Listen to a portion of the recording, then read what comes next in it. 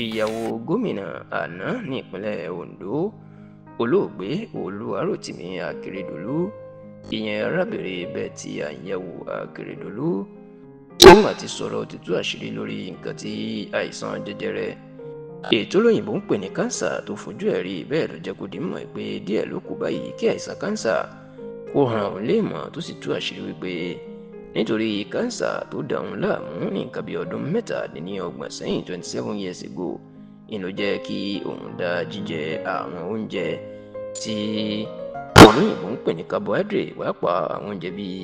iyán, ẹ̀bà, àmàlà àti bẹ́ẹ̀ bẹ́ẹ̀ lọ ìlú jẹ́ kóun dá wọn dúró tóun sì dínkù láti má ṣe jẹ́ kí àìsàn jẹjẹrẹ ìyún kánsà kó ba ayé òun jẹ́. ẹ rántí pé ọjọ́ 27 oṣù kejìlá ọdún 2023 ìyún the 27th of December 2023 ni gómìnà Akérédolú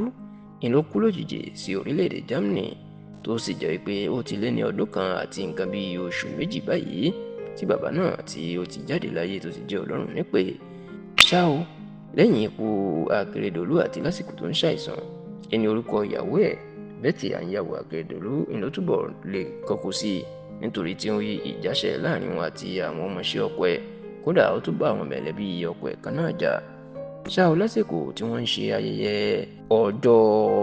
àìsàn jẹjẹrẹ kánsà ìyún World Cancer Day ó ní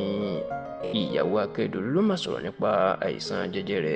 tó sì tú àṣírí tọ́pọ̀ èèyàn kò mọ̀ nípa àìsàn jẹjẹrẹ tó ń dà á láàmú nínú ọ̀rọ̀ tí ìyàwó olóògbé Rótìmí Akérédolú tó kọ sórí ẹ̀rọ ayélujára ẹni ó ti jẹ́ kó di mọ̀ pé òun náà òun bá àìsàn jẹjẹrẹ ọyàn ìyún breast cancer òun bá yìí lọ́pọ̀ ọdún sẹ́yìn kódà ó jẹ́ kó di mọ̀ pé nígbà tí kinní ọ̀hún lágbára ilé ìwòsàn Universal Teaching Hospital ìyún Universal College Hospital UCH tó wà ní ìlú Ìbàdàn ní ìpínlẹ̀ Ọ̀yọ́ ibẹ̀ lòun lọ tóun ti gba ìtọ́jú ó ní bó tilẹ̀ jẹ́ wípé ọ̀pọ̀ àwọn èèyàn ló ń gbọ́n nímọ̀ràn pé kóun gbọ́ ọ̀dọ̀ àwọn wòlíì tó gbóná àtàwọn ṣọ́ọ̀ṣì tó lágbára lọ nítorí pé àdúrà ń ṣiṣẹ́ ìyanu ṣùgbọ́n Ọlọ́run ò tiẹ̀ dá wọn lóhùn ó lóun mọ̀ pọ́rọ̀ eléyìí àdúrà kan náà fi ń tọ́jú àìsàn bí kò ṣe ilé ìwòsàn orílẹ̀ ló jẹ́ kóun gba ilé ìwòsàn UCH lọ tó sì ní ìtọ́jú náà ló ràn án lọ́wọ́ ó ní n táwọn èèyàn wá mọ̀ ni pé àwọn oúnjẹ tó lóyìnbó ń pè ní carbohydrate starch ìyẹn àwọn oúnjẹ bíi ẹ̀bà, àmàlà, iyán, ìrẹsì àti bẹ́ẹ̀ bẹ́ẹ̀ lọ